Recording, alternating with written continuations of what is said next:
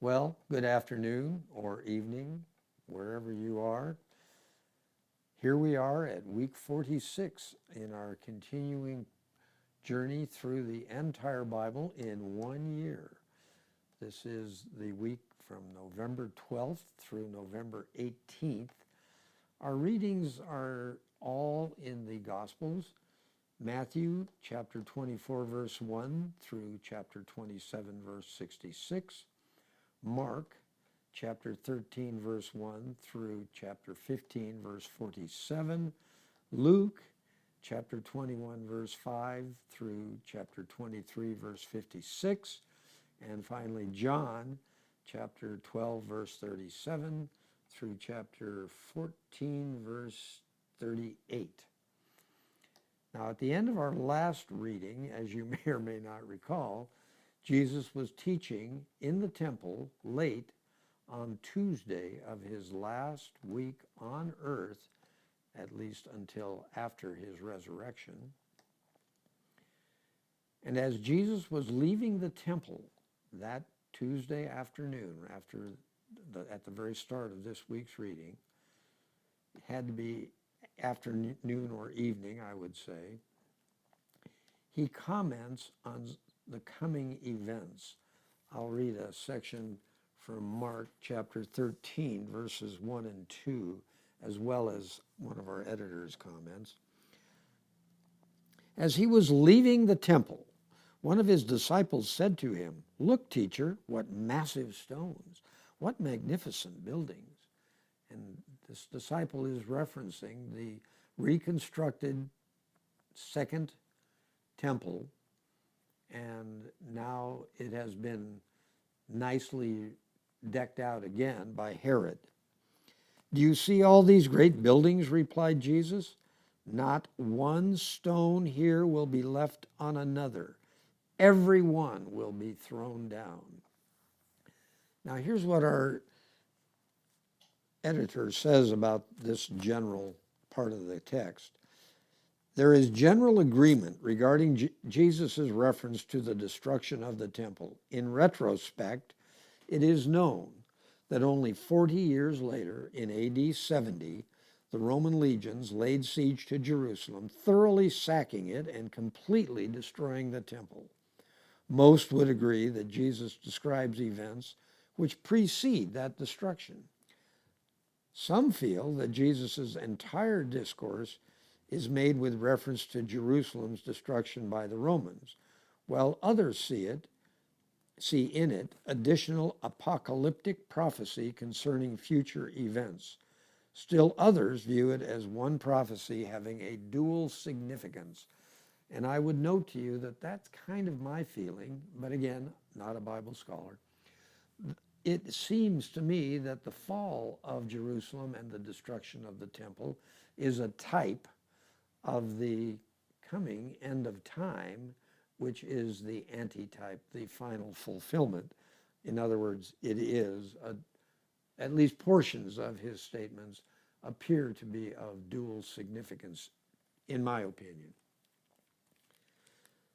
And the last part of that prophecy certainly appears to look forward to the end of time. I will read a passage from, no, I didn't mark it.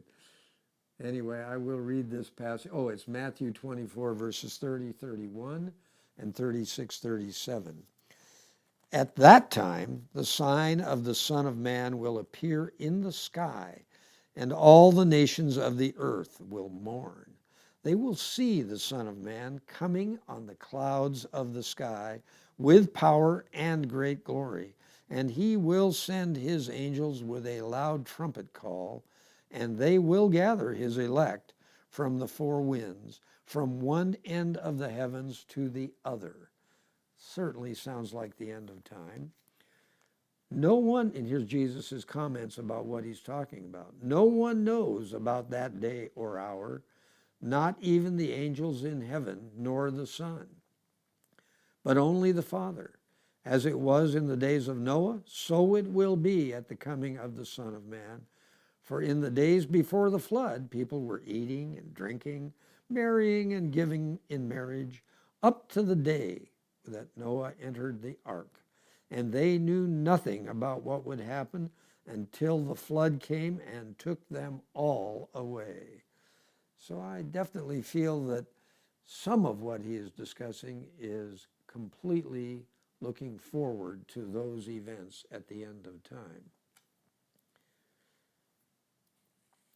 So I would like to note to you that our editor is proposing a slightly different interpretation of the sequence of events in that final week. And I would like to read to you what he says, and this is in the reading for November 13th. Under Hebrew law, the paschal lamb is chosen on the 10th day and then kept up until the 14th day, when it is sacrificed for the sins of the people. If Jesus' triumphant entry into Jerusalem is counted as the 10th day, Thursday would be the 14th day, and thus the day on which Jesus is crucified.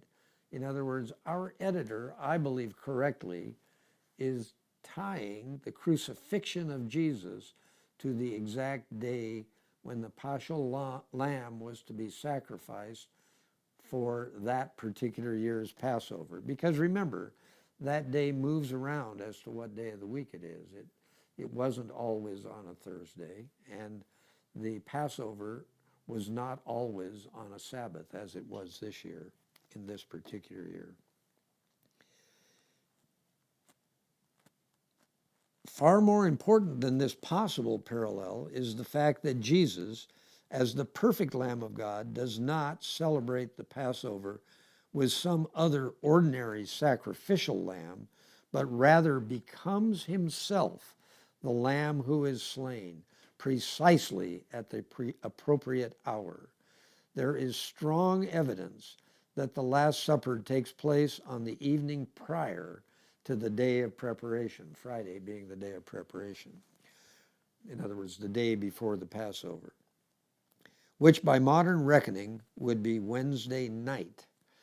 Proceeding upon that assumption, the events associated with this final Wednesday include not only Jesus' last public teaching, but also the account of Peter and John finding the upper room and making preparations for the Passover celebration.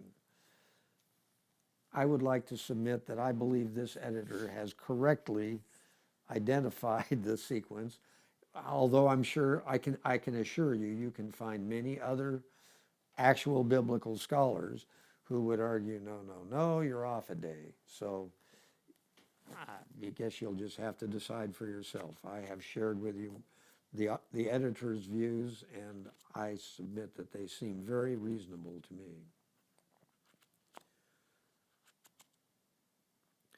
So the Last Supper is Wednesday evening, and during the Last Supper, we have the foot washing scene in which Jesus takes on the role of a servant.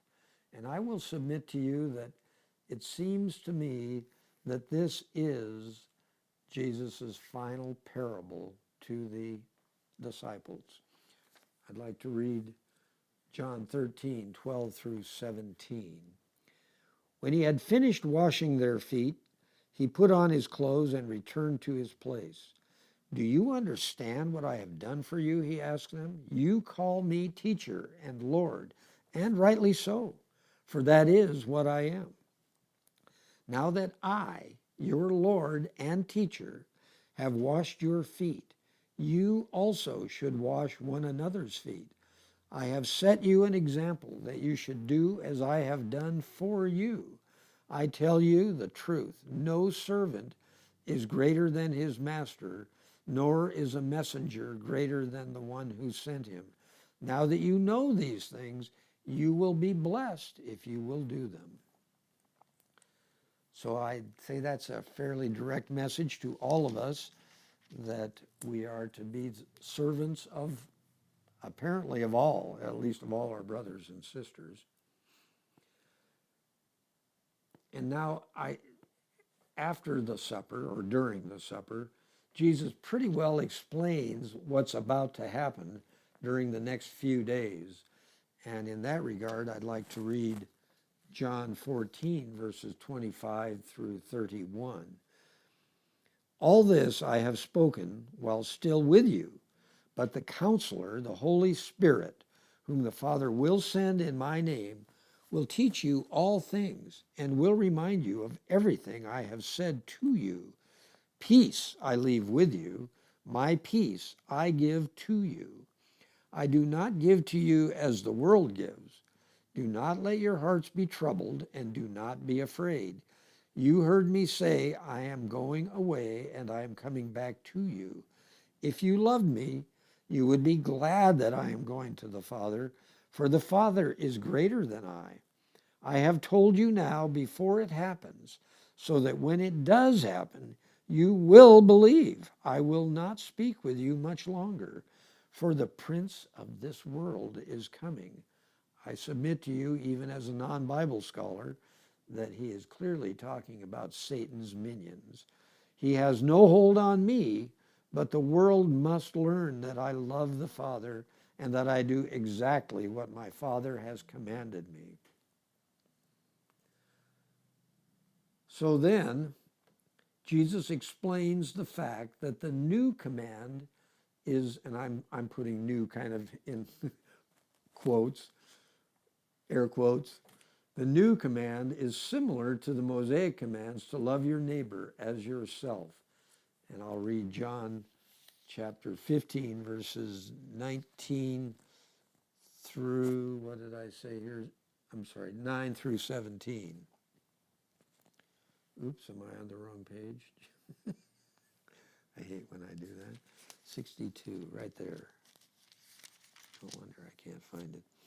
As the Father has loved me, so have I loved you. Now remain in my love. If you obey my commands, you will remain in my love, just as I have obeyed my Father's commands and remain in his love. I have told you this so that my joy may be in you and that your joy may be complete. My command is this: love each other as I have loved you. Greater love has no one than this, that he lay down his life for his friends. You are my friends if you do what I command. I no longer call you friends. I no longer call you servants, because a servant does not know his master's business. Instead, I have called you friends. For everything that I learned from my Father, I have made known to you. You did not choose me, but I chose you and appointed you to go and bear fruit, fruit that will last. Then the Father will give you whatever you ask in my name. This is my command: love each other. So that's the new command: love each other. So now we're at Wednesday night, and in point of fact, these are some of the striking events of that night. Obviously, the betrayal by Judas Iscariot, the arrest, the initial interrogation of Jesus takes place. This is all about the time of Peter's threefold denial of any association with Jesus.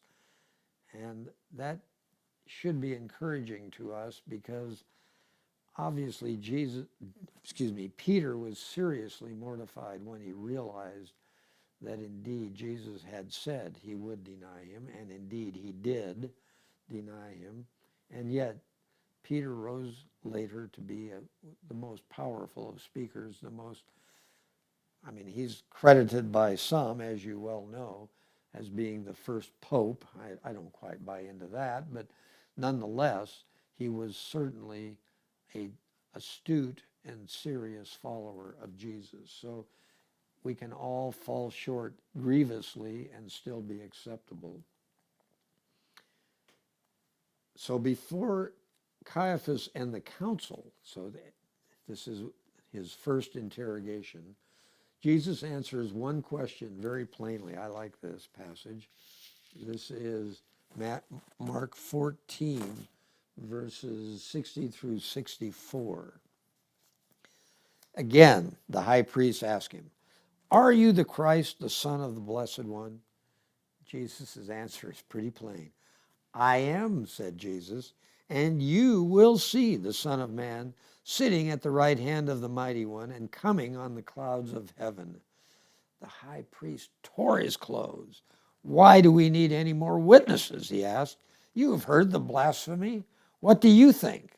They all condemned Jesus as worthy of death.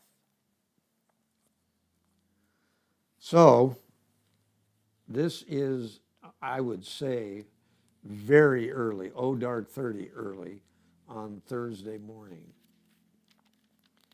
So, sometime later that morning, Jesus is brought before the Roman governor. I don't imagine they could get him up at 3 in the morning to talk about an argument that they're having over whether this guy has blasphemed against their God or not. So I'm presuming this is sometime sunrise or thereabouts. And once Pontius Pilate, who's the governor, the Roman governor, once he figures out that indeed this is a Galilean, he decides, well, he will send this problem to Herod, who is responsible for the governance of Galilee. So off they go, taking Jesus to Herod. And after a very short interview, because Jesus basically won't talk to Herod, Herod sends Jesus back to Pilate, but he's dressed now in a more kingly garb. I guess they were mocking the fact that he's the king of the Jews already. Meanwhile, Pilate's wife sends him a message, sends Pontius Pilate a message saying, "Have nothing to do with this innocent man." So Pilate is warned by his wife, apparently by revelation. I don't know what else to think. And so he clearly has some trepidation about condemning this man. So Pilate tries flogging Jesus and then saying, "I'll release him now, I've flogged him." But the crowd is not going to go along with that. They want none of that plan.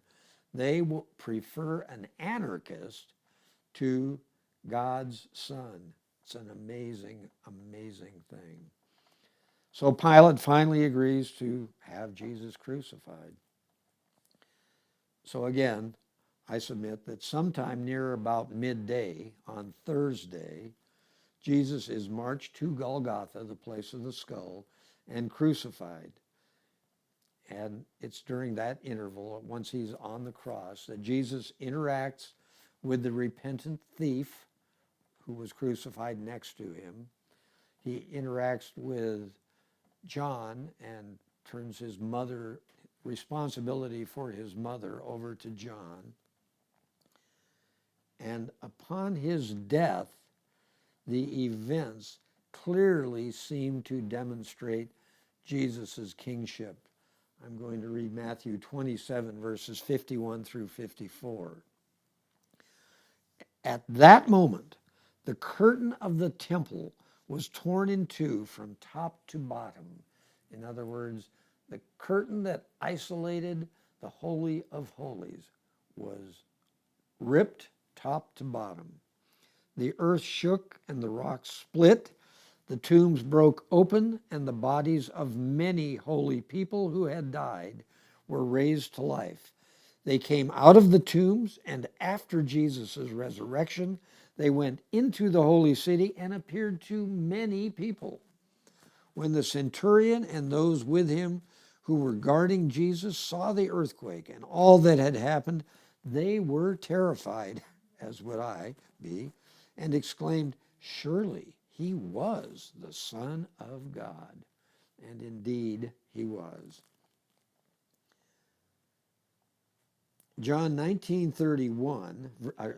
chapter 19, verse 31, says that it is now the day of preparation. So Jesus died either just before the beginning or just after the beginning of the day of preparation, which remember was at sunset on Thursday night. And I say that because that makes perfect sense to me.